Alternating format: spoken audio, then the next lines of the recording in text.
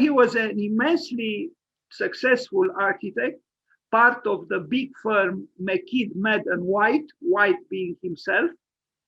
And they built many, many buildings in New York City and the United States. And he was very influential. He became very rich, very powerful. But he had this hobby to seduce very young girls, in fact, under the age, so to speak.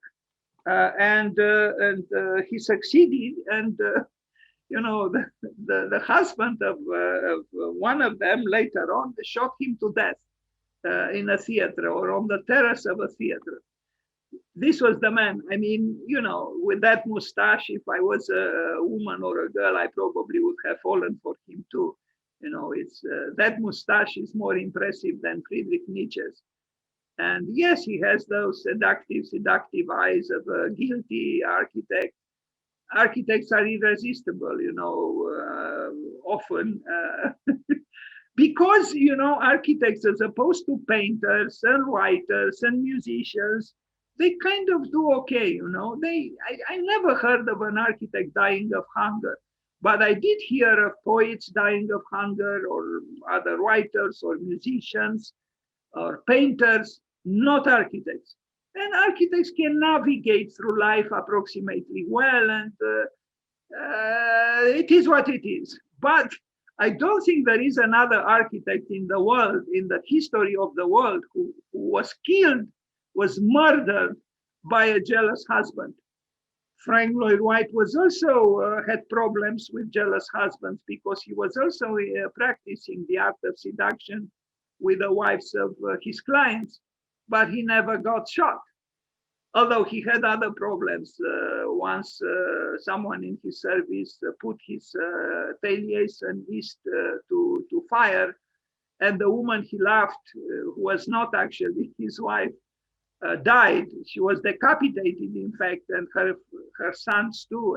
A very tragic story. But Wright didn't die. Stanford White died.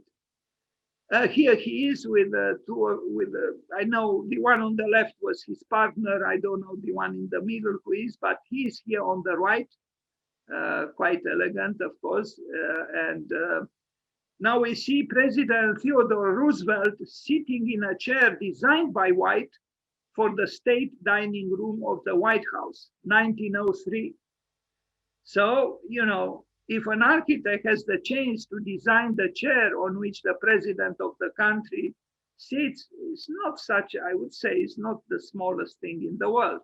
So here he is, the proud president sitting, but perhaps a little bit stiff, a little bit uncomfortably on the elaborate chair that Stanford White designed for him. It's kind of a bourgeois throne, if I can use such a strange way of formulating it. Okay, so the president of the United States sitting on a chair designed by this architect was murdered by a jealous husband.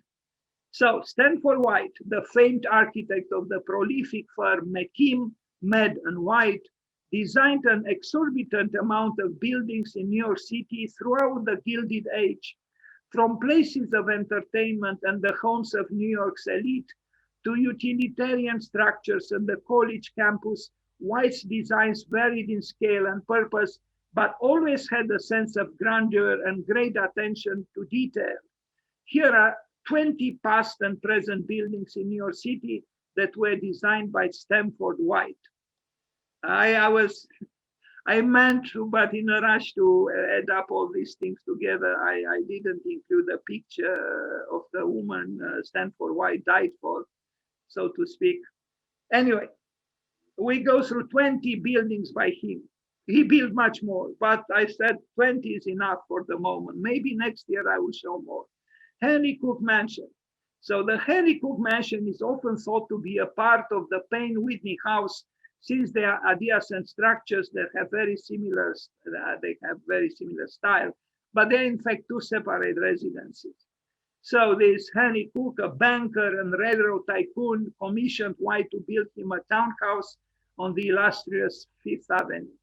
So White designed it an Italian Renaissance palazzo style home with more than 15,000 square feet of living space, but neither her, well, what do you mean neither her? Neither him nor Cook would live to see it complete. A year after Cook died, leaving the unfinished home to his daughters, White was murdered. Somebody didn't write in correct English here, on the roof of his Madison Square Garden, which he also built, and you are going to see it. The townhouse was complete in 1907. So is the one on the right, very similar to the next one on the right, which was also designed by him.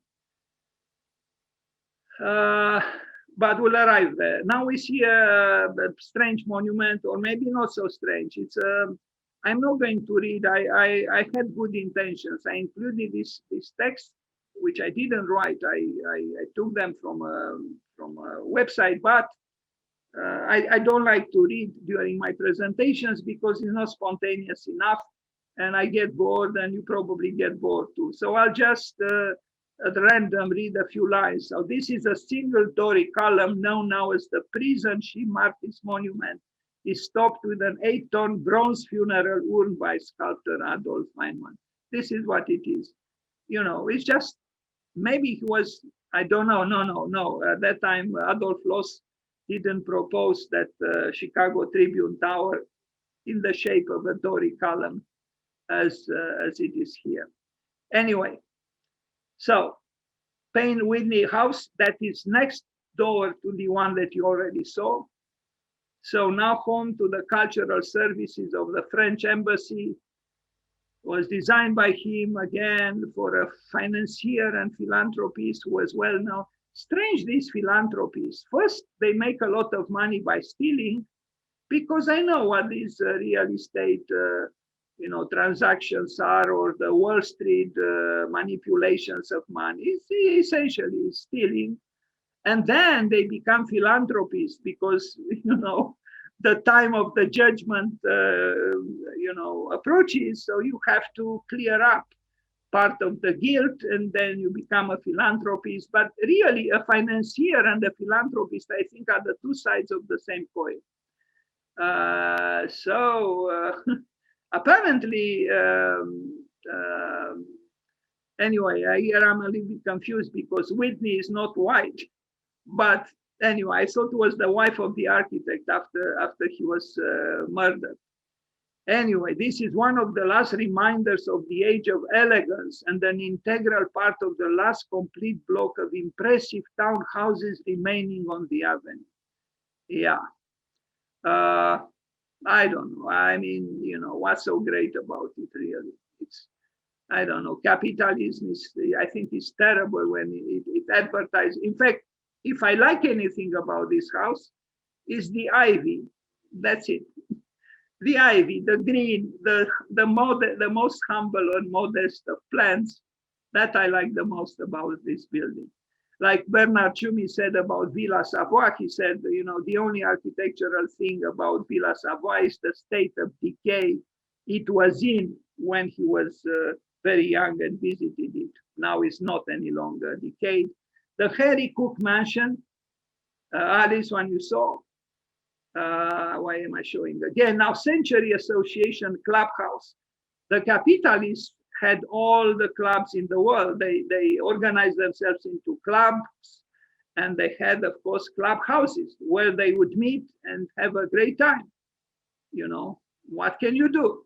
Celebrating their power and their grandiosity. So he designed the permanent clubhouse of the Century Association in 1889, 3 years after he was elected as a member to the club and 42 years after the club was established.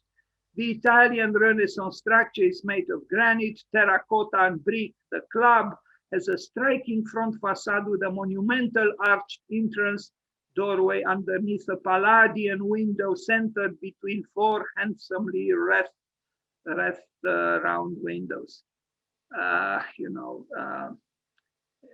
You see the Palladian window. I don't know, this kind of architecture is pathetic, I mean, borrowing things from here and there and pasting them on buildings. Anyway, Madison Square Presbyterian Church, here it is, temple-like. In fact, its facade is not so very different from New York Stock Exchange. You know, one dealing with money, the other one dealing, and I underline the word dealing, with God. Because in capitalism, it's all about transactions. You make transactions with money and you make transactions with God. It's all about commerce, really. And the former President Trump published a book, The Art of the Deal. You know, the word deal is horrid, it's horrible, you know. I mean, you know, it's a word without dignity, you know, and without ethics. You know, I struck a deal, I made a deal, you know. I mean, you know, this is the language of merchants. This is not the language of creators and idealists and dreamers and regular people. No, it's the word of merchants.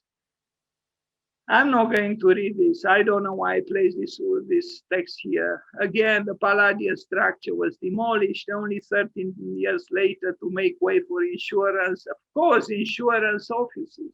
Even now, when I turn on the radio, I hear all the invitations in the world. Are you over 50? Are you insured? You are not insured?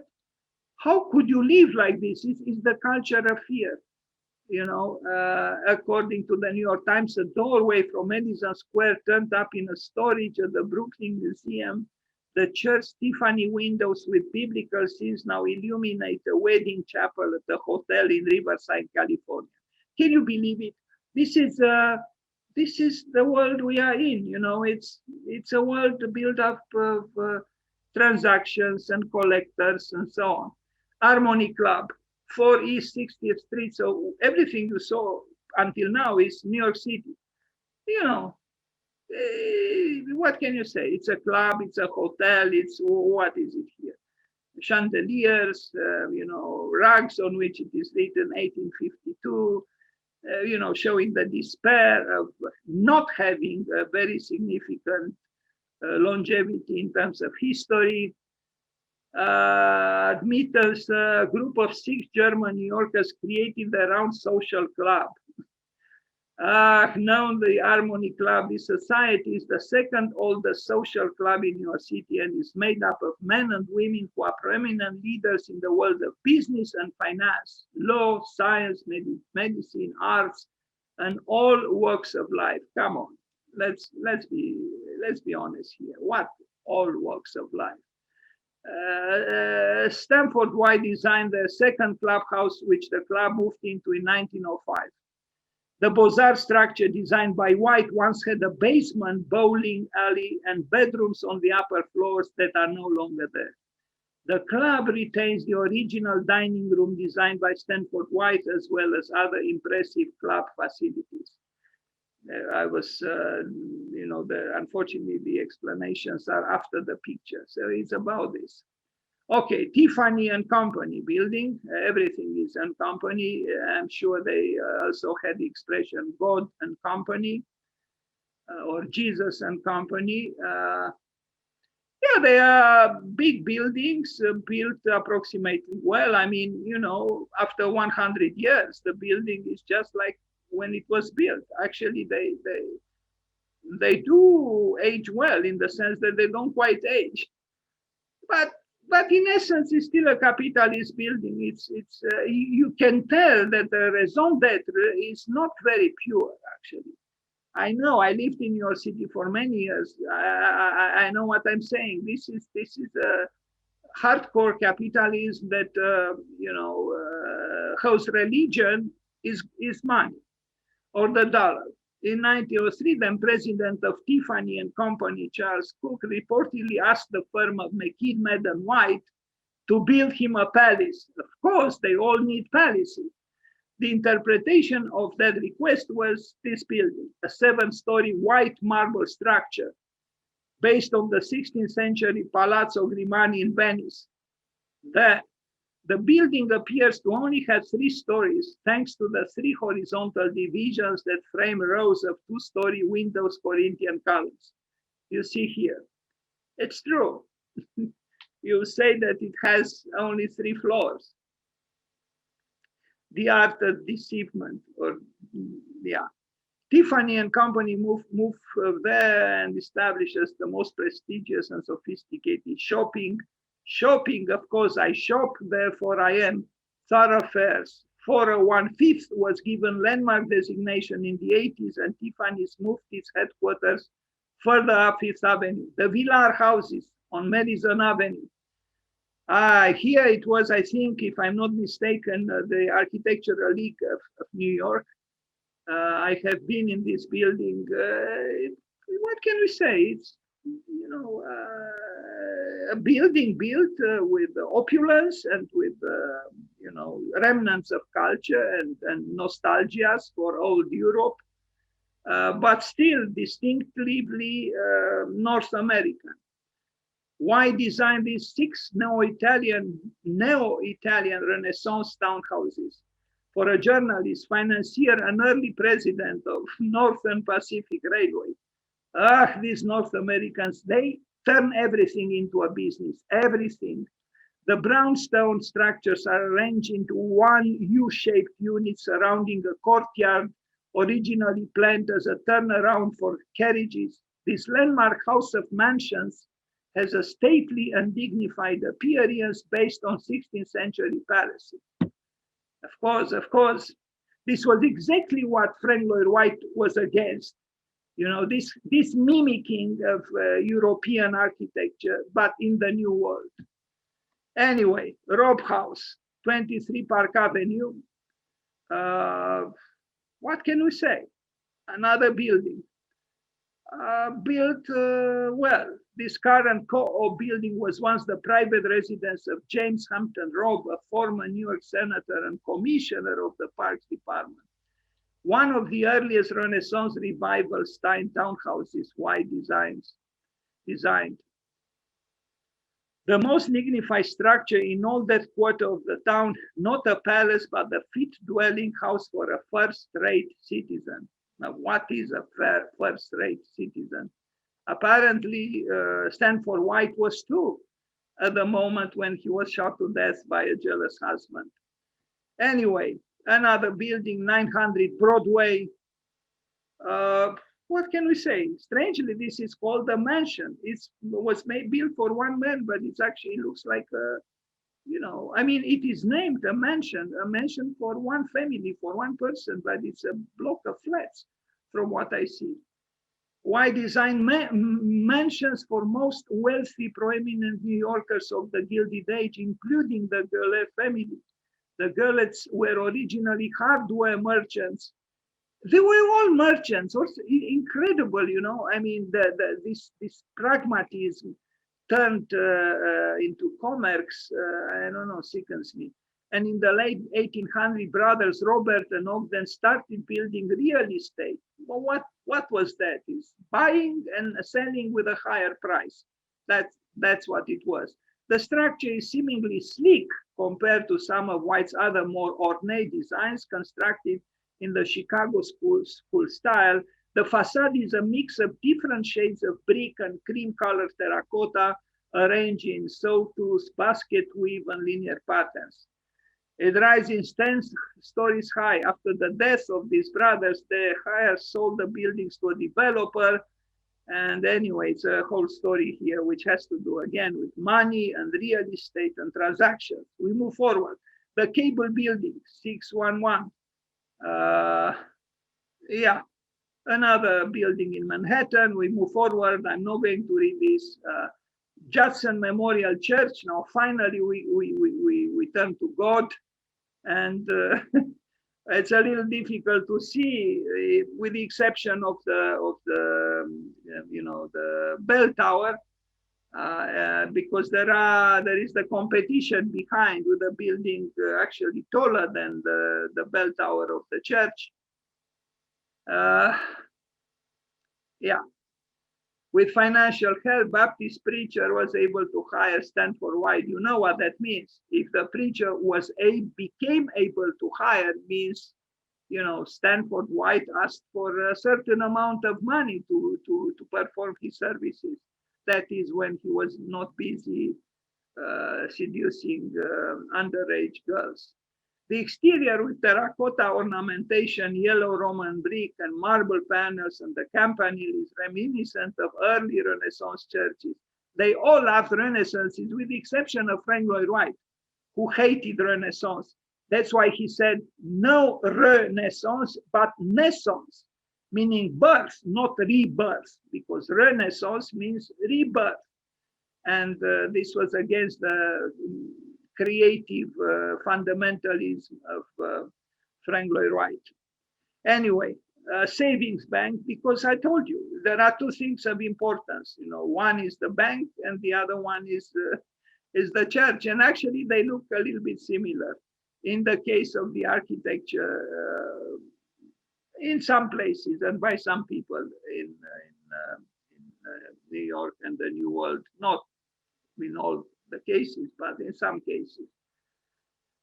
You remember there was a church that I showed some images before that was in spirit not very different from the bank, this bank. I'm not going to read, sorry. Con Edison, but this is an interesting building because it has Con Edison is still the electricity company in the United States, or at least on the East Coast, or at least in New York. It's a very powerful company, and he built this power plant. And I am actually very surprised to see this conjunction between, that tall part, which is, so contemporary and modern, and then the base, which is historicist. And I don't think they go together at all. But well, that's what Stanford White thought appropriate. The earth is stunning when it's, I'm not going to read, I'm sorry. Bronx Community College. I only have this image. What can we say? It's historicism. It's copy and paste with some abilities. He was a virtuoso. He was very good at this. And but essentially, he was not really. I wouldn't call him a creator, with the exception, I would say, of the Penn Station. The Penn Station, and it's too bad I don't have here the appropriate picture. I wanted to develop that presentation about Penn Station, but I incorporated an image in the invitational text I sent out today. And I apologize, I don't have more appropriate pictures.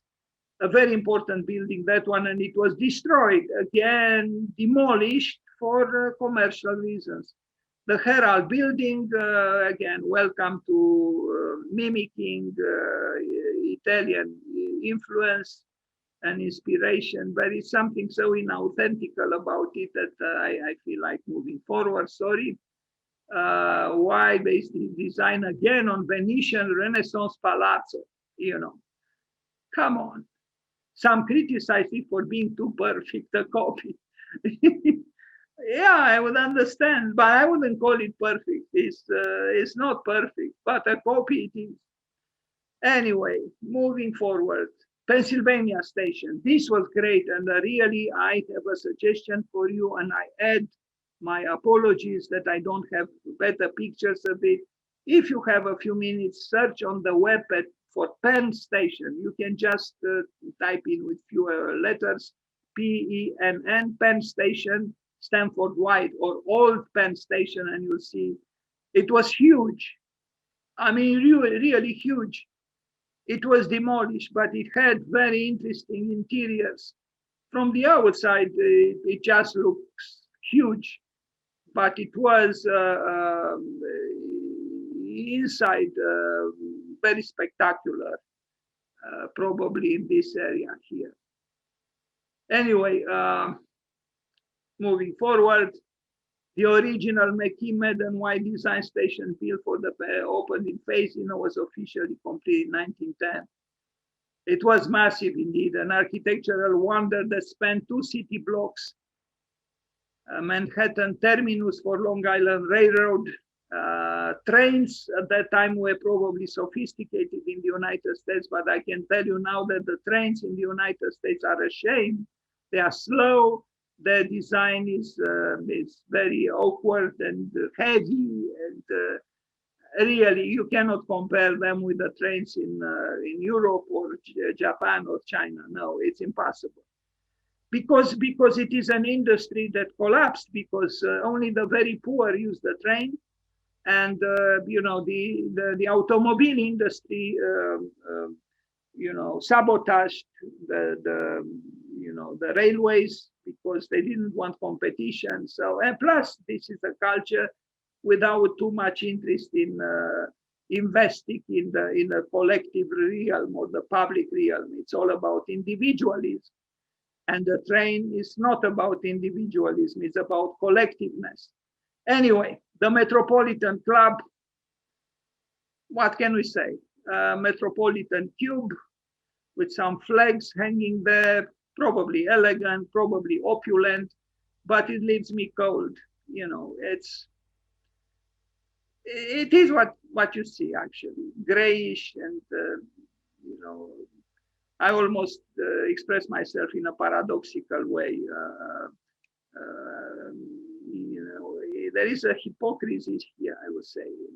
It's grandiose in its apparent reticence.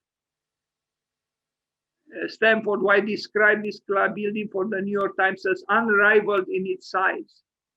And what is this? Architecture is about quality, not quantity. An appearance unlike that of any building in New York. No, really, what is distinguished by a group of distinguished gentlemen, proeminent, everybody was distinguished here, meaning they had a lot of money. That's what it meant. You see, the word financial is continuously present.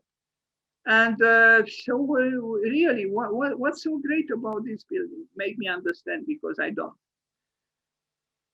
I'm not trying to diminish. He was a skilled architect, but not a great creator. Now, the Madison Square Garden, which is a very famous destination now, but this is the old building. And again, you would say that you are in Toledo or I don't know, somewhere in Spain. No, you are in Manhattan, in New York City, and you can see that you are here. But this is an old picture, and if you are prone to nostalgias, why not? In fact, you might even wonder what kind of function it has. Like here you would say this must be a church or something. Well, it's not. Anyway, he designed the second of 4 Madison Square Gardens that have existed in various locations around New York City. The first arena to bear the name was Great Roman Hippodrome near Madison Square Park. The building became Madison Square Garden when it was purchased by this gentleman, Vanderbilt, in 1879. That building was demolished in 1889 and replaced next year by White's Moorish-style theater. With funding from big-name New Yorkers like Andrew Carnegie, Astor, J.P. Morgan, White went all out.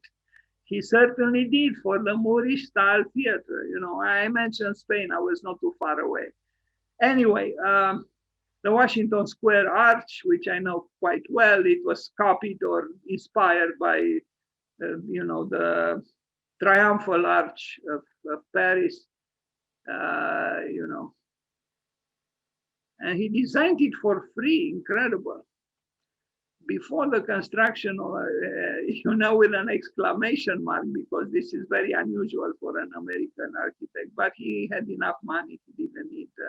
So he drew inspiration from sites in Rome and in Paris, Arc de Triomphe.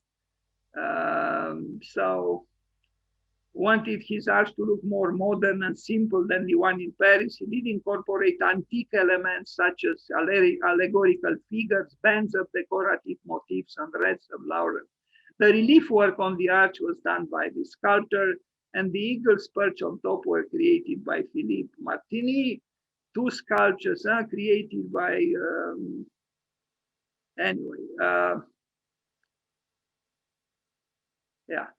the players. Because the rich people, they make the money, then they make a club, and then they play cards or some other things. And here it is. They met there and they sat comfortably and they smoked cigars, and they, enjoyed life after a hard day of moving money from one pocket to another. Anyway, no, I'm not going to read about this, and I think I will end this capriciously, you know,